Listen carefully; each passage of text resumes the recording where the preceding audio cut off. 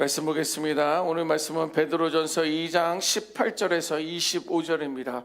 우리 한 절씩 교독하실 때 제가 먼저 읽습니다. 사환들아, 범사의 두려워함으로 주인들에게 순종하되 선하고 관용하는 자들에게만 아니라 또한 까다로운 자들에게도 그리하라. 부당하게 고난을 받아도 하나님을 생각함으로 슬픔을 참으면 이는 아름다우나 죄가 있어 매를 맞고 참으면 무슨 칭찬이 있으리요. 그러나 선을 행함으로 고난을 받고 참으면 이는 하나님 앞에 아름다우니라. 이를 위하여 너희가 부르심을 받았으니 그리스도도 너희를 위하여 고난을 받으사 너희에게 본을 끼쳐 그 자취를 따라오게 하려 하셨느니라. 그는 죄를 범하지 아니하시고 그 입에 거짓도 없으시며 욕을 당하시되 맞대어 욕하지 아니하시고 고난을 당하시되 위협하지 아니하시고 오직 우리가 상상했던 것보다도 훨씬 더 심각하고 억울한 그런 고난 속에 있었던 사람들입니다. 예를 들면 법적인 신분이 문제가 되기도 했습니다. 종은 주인의 소유물이었기 때문에 물건처럼 사고 팔 수 있는 어떤 그런 시간이었고요.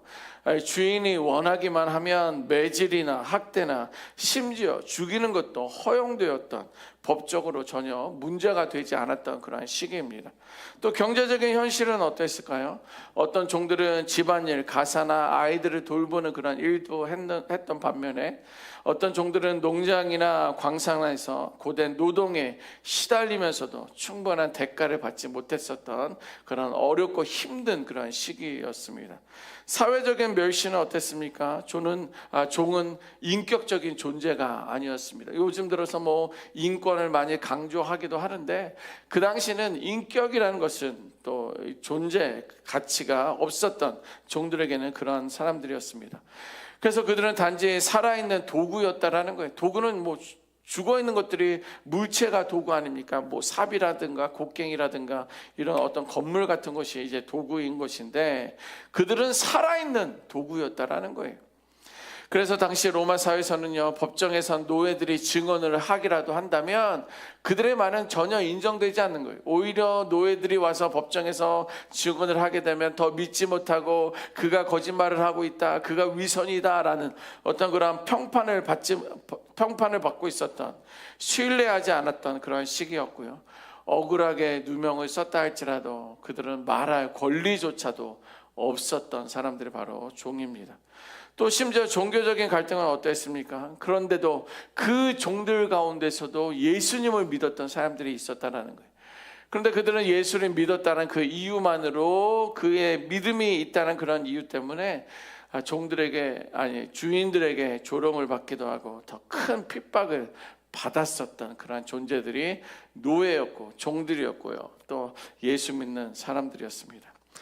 이렇게 주인의 한마디 말이 종에게는 곧 법이었습니다. 억울한 어떤 대우를 받아도 항변할 길이 전혀 없었던 그런 시기를 살고 있었습니다.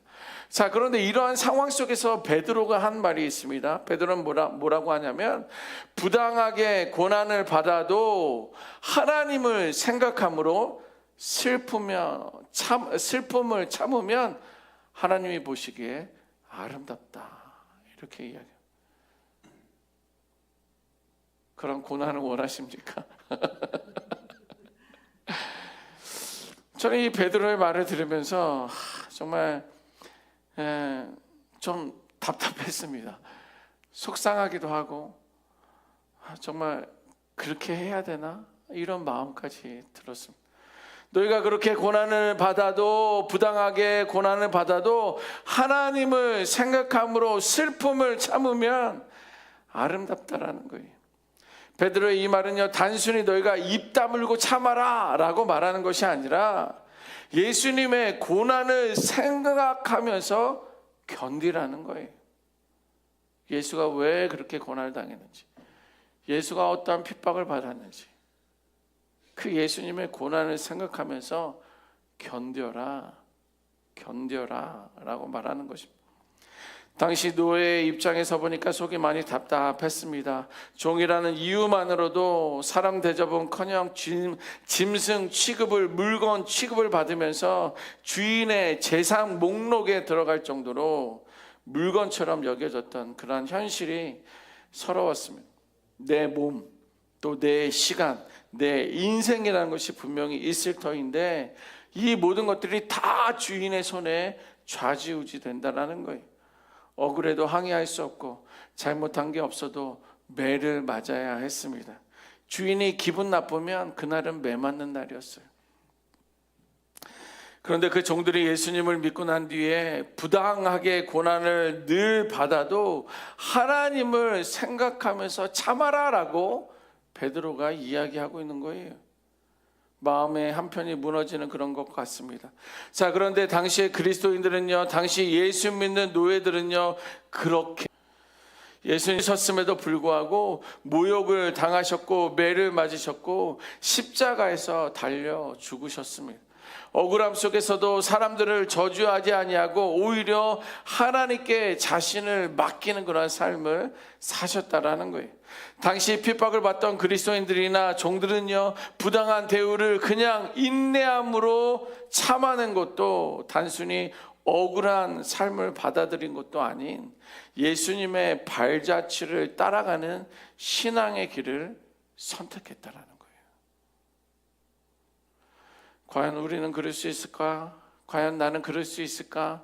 억울한 일을 당하게 되면, 부당하게 어떤 대우를 받으면 어필을 하고 술을 하고 뭔가를 해결하기 위한 방법을 찾으려 했지, 그냥 예수님이 당한 고난을 생각하며 그래, 믿음의 길, 예수의 길을 따라가자라고 얼마나 생각했는지를 되돌아보는 그러한 시간이었습니다. 그런데 놀라운 건 부당하게 고난을 당하더라도 하나님을 생각함으로 참는 것이 그들에게 은혜였고 위로와 소망이었다라는 거예요. 이것이 바로 신앙의 비밀입니다. 우리는 이렇게 핍박을 받으면서 고난을 받으면서 살아가지 않잖아요. 우리는 어떤 관계 속에서의 고난을 받기도 하고 괴로운 가운데 있기도 하고 모함을 받기도 하지만 정말 이렇게 고통스러운 그러한 삶을 살지는 않지만 신앙인의 비밀이 여기에 있음을 우리는 알아야 되겠습니다. 우리 21절 말씀 오늘 본문 같이 한번 읽어보도록 하겠습니다. 21절입니다. 시작. 이를 위하여 너희가 부르심을 받았으니 그리스도도 너희를 위하여 고난을 받으사 너희에게 본을 끼쳐 그 자취를 따라오게 하려 하셨느니라. 아멘. 우리 성도의 비밀이 무엇입니까? 참된 신앙인의 비밀이 무엇입니까? 이를 위하여, 뭐예요? 고난을 위하여, 그러한 어떤 핍박을 위하여 너희가 인내하는 것이, 참아내는 것이, 견디는 것이 너희의 부르심을 받았다라는 거예요. 그렇게 하기 위해서 우리를 불러주셨다라는 거예요. 누가 이 말씀을 먼저 알았으면 우리가 예수를 믿었겠습니까? 그런데 우리들의 사명, 우리들의 소망은 뭐냐면 너희가 그렇게 그것을 위해서 부르심을 받았다라는 거예요. 그래서 예수님의 너희들에게 본을 보여주셨던 거고 그 자취를 따라오게 하셨다라는 거예요. 여러분들은 남은 삶은요 어떻게 살아야 되는지 여기에 나와 있어요. 예수님이 가신 그 길을 그대로 따라가는 거예요. 우리들의 마지막 사명인 줄 믿습니다. 성경은 분명히 말하고 있어요. 너희가 이를 위하여 부르심을 받았다라는 거예요. 여러분, 억울한 고난이 있을 때 우리는 예수님을 드러내는 그러한 자리로 우리를 불러주셨다라는 거예요.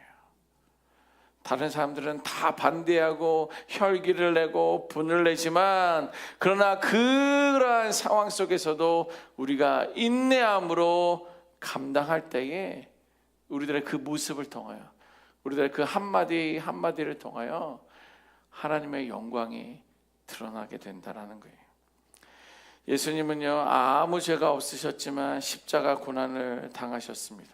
억울한 고난이었지만 예수님은 자신을 드러내는 자리로 부르심을 받으며 그것을 고난을 인내함으로 감내하셨다라는 거예요. 예수님이 우리를 위해 먼저 십자가의 그 길을 걸어가셨던 것처럼 그분의 발자취를 따라가는 삶이 바로 부르심에 대한 목적이라는 것입니다. 여러분, 성도는요, 억울한 자리, 부당한 상황 속에서도 예수님의 모습을 보여주는 것이 성도의 소명입니다. 억울한 자리, 부당한 상황 속에서도 예수님의 모습을 나를 통하여 드러낼 수 있어야 된다는 거예요. 보세요, 예수님은 욕을 당하셨지만 맞대어 욕하지 않으셨습니다. 억울하게 고통을 받으실 때에도 그들을 위협하거나 복수하지 않으셨습니다.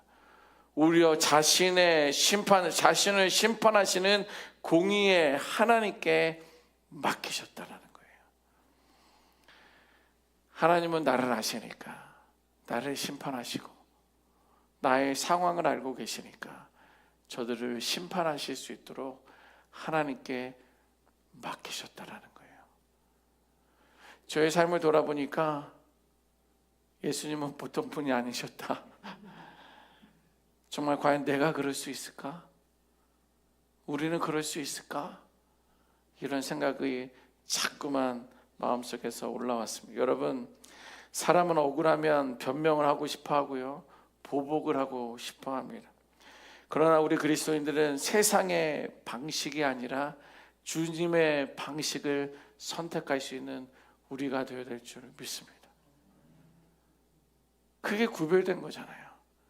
세상 사람들은 다 세상의 방식으로 살지만 나는 예수를 믿기 때문에, 예수가 내 안에 있기 때문에 나는 주님의 방식을 따른다. 믿음이라는 것은요, 억울한 자리를 하나님께 맡겨드리는 훈련입니다. 그런 믿음의 훈련을 한번 해봅시다. 한번 해보는 거예요. 그냥 성경에 써 있으니까, 목사님 오늘 설교하셨으니까 그냥 하나님께 맡기는 그런 삶이 되면 좋겠습니다. 예수님께서 십자가 고난을 당하신 이유는 단 하나입니다. 우리의 죄 때문에 그러신 거예요. 친히 나무에 달려 그 몸으로 우리의 죄를 담당하셨습니다. 그 결과로 우리는 죄에서 벗어나 의의, 자유의 삶을 살아가셨고, 예수님이 채찍에 맞음으로 우리가 나음을 받았다라는 거예요. 길 잃은 양 같은 우리가 참된 목자를 만나서 그 길을 따라가는 거예요. 여러분, 우리는 삶에서 억울한 일을 당할 수 있습니다. 때로는 이유 없이 비난과 고난을 겪을 수도 있습니다. 그러나 그때가 바로 예수의 흔적을 보여줄 때인 줄 믿습니다. 용기를 내시고 성령의 힘입어 담대함으로 예수의 흔적을 나의 삶을 통해서 드러낼 수 있기를 주님의 이름으로 축원합니다.